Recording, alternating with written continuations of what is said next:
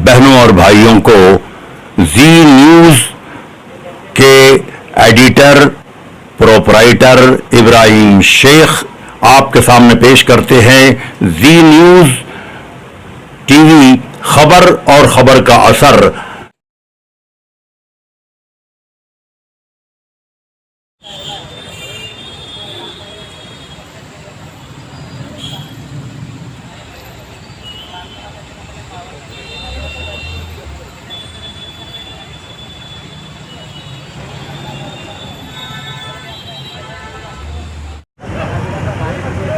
Republican party of India secular, इस party का मैं भिवंडी तालुका सचिव, बहुजन विद्यार्थी संगठन का मैं ठाणे जिला कार्याध्यक्ष जितेंद्र जाधव आपके माध्यम से यह कहना चाहता हूँ कि हमने हर समय सम्माननीय प्रांत अधिकारी इनसे पत्र व्यवहार किए हैं, लेकिन हमारे पत्र व्यवहार की उन्होंने कोई भी दखल नहीं ली है। इसी के खिलाफ जो कोन ग्राम पंचायत में जो आड़गांव स्कूल है, इस आड़गांव स्कूल के बाजू में जो प्रिज्म रेसिडेंसी नामक जो लॉजिंग है, ये लॉजिंग बंद करने के लिए हमारे ग्राम सभा का ठराव भी हुआ है। वह ठराव भी हमने प्रांत अधिकारी इनको दिया है, फिर भी उसके ऊपर उन्होंने कोई भी कार्रवाई की नहीं है। जब तक ये प्रिज्म रेसिडेंसी नामक लॉजिंग बंद नहीं होती तब तक हमारा ये अनशन शुरू रहने वाला है। मेरे इस अनशन के लिए हमारे कोनगांव के सभी ग्रामस्थों का मुझे सहयोग है, मुझे पाठिंबा है। मैं इतना ही आपसे कहना चाहता हूँ।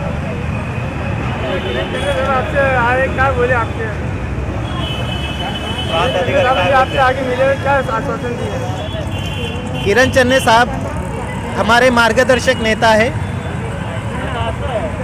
उनको हमने सब कुछ इस बारे में सब कुछ बताया है।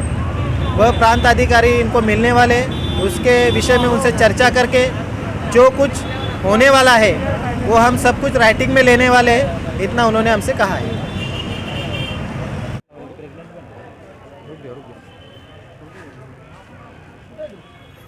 अभी आप अंदर गए थे तो उन्होंने आपको क्या आश्वासन दिया? प्रिज्म रेसिडेंसी एंड लॉजिंग जो होटल है, जो आड़गांव स्कूल कोन का है, उसके सामने है। तो कोन गांव के और पड़ोस के जो 8 गांव है, वहाँ से बच्चे पढ़ने जाते हैं। एक 4000 तक बच्चों की तादाद है। तो उनको ये लगता है कि ऐसे लॉजिंग इंट्रेंस में होने की वजह से बच्चों पे उसका गलत असर होगा, बच्चे बिगड़ेंगे और गलत चीज़ें देखेंगे।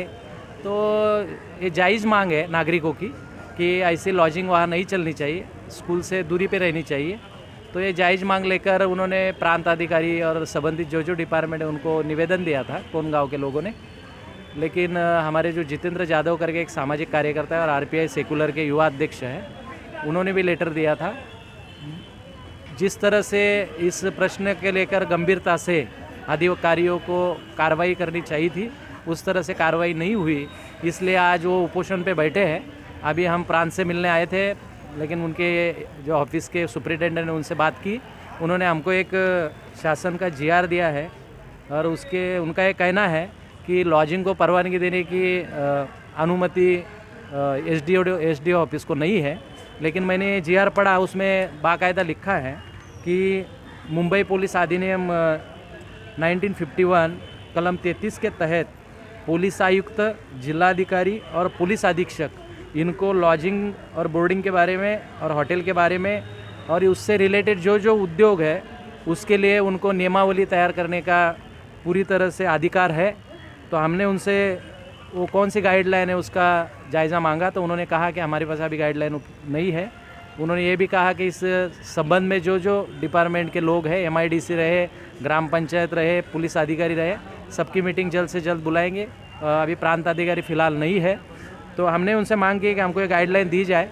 और मुझे लगता है कि जहाँ सामाजिक स्वास्थ्य और जहाँ लोगों की एक यंग जनरेशन पे अगर उसका गलत असर होता हो, तो किसी भी अफसर की और पुलिस डिपार्टमेंट की ये प्रायोरिटी से ड्यूटी है कि ऐसे होटल्स को, लॉजिंग को या कोई भी उद्योग रहे उसको तुरंत बंद करना चाहिए, क्योंकि इसका इफ़ेक्ट सामाजिक स्वास्थ्य पे होता है। तो सामाजिक स्वास्थ्य को लेकर जल्द से जल्द कॉग्निजेंस लेना चाहिए और ये जल्द से जल्द लॉजिंग बंद होनी चाहिए, ऐसे हमने उनसे मांग की है। उन्होंने कहा कि प्रांत से बात करके जल्द से जल्द मीटिंग लगाते हैं। मुझे लगता है कि नहीं तो उपोषणकर्ता इधर ही बैठेंगे। कोरोना की महामारी है, ऐसे समय में बहुत ही गंभीरता से इस प्रश्न को लेना चाहिए और जल्द से जल्द लोगों की जो सही मायने में मांग है उसको पूरा करना चाहिए। अच्छा सर, ये भिवंडी में जितने लॉजिक चल रहे हैं तो ये राइट है क्या, लीगल है या अनलीगल है? नहीं, आप लॉजिंग चलाओ, लेकिन लॉजिंग से अगर सामाजिक स्वास्थ्य पे, यंग जनरेशन पे और पूरे समाज पे अगर उसका साइड इफेक्ट हो रहा है तो हर अफसर की, चाहे पुलिस रहे, महसूल के अधिकारी, इनकी ड्यूटी है कि उसको तुरंत बंद करें। अच्छा, जैसे लॉज में जो टाइम जो लोग 1 घंटे का कुछ 500-1000 रुपये कुछ लेते हैं, जबकि लॉज बनता है कि मुसाफिर आते हैं दूर से, उनको रुकने की जगह होती है, स्थानिक जगह, जो मतलब आदमी बाहर से किसी देश से आता है तो रुकने की जगह होती है, लेकिन लोगों ने उसका धंधा यानी ये अवैध धंधा बना के रखा है, तो उसके बारे में क्या कहें? ये बहुत बड़ी साजिश है और बहुत बड़ा इसमें आर्थिक भ्रष्टाचार भी है। उसमें सब हमाम में सब नंगे, ऐसी स्थिति है, कुछ अधिकारी उसमें नंगे हैं और इसकी वजह से ऐसी चीज़ें होती रहती है। जबकि इस देश में कायदा कानून है, ऐसा अगर कोई गलत व्यवहार लॉजिंग में करता है तो उसके ऊपर सख्त गुना नोंद होना चाहिए और वो अधिकारी के ऊपर डिपेंड रहता है कि अधिकारी किस सोच से काम करता है समाज में और किस सोच से कायदे का इम्प्लीमेंटेशन करता है। अगर अधिकारी अगर भ्रष्टाचार खोर रहेगा तो उसको बढ़ावा देगा, वो बंद नहीं करेगा। अच्छा, जैसे अभी हम जाके अगर उस पर एक्शन लेते हैं तो लोग क्या बोलते हैं कि हमको कोई फर्क नहीं पड़ता है, हम तो वहाँ पे नहीं, फर्क पड़ेगा। जब आम जनता रास्ते पे उतरती है तो अच्छे अच्छे महल नीचे गिरते हैं और जब जनता रास्ते पे उतरी है, अगर कायदे से नहीं मानेंगे और अगर ज़बरदस्ती पे उतरेंगे तो जनता उनको सबक सिखाएगी।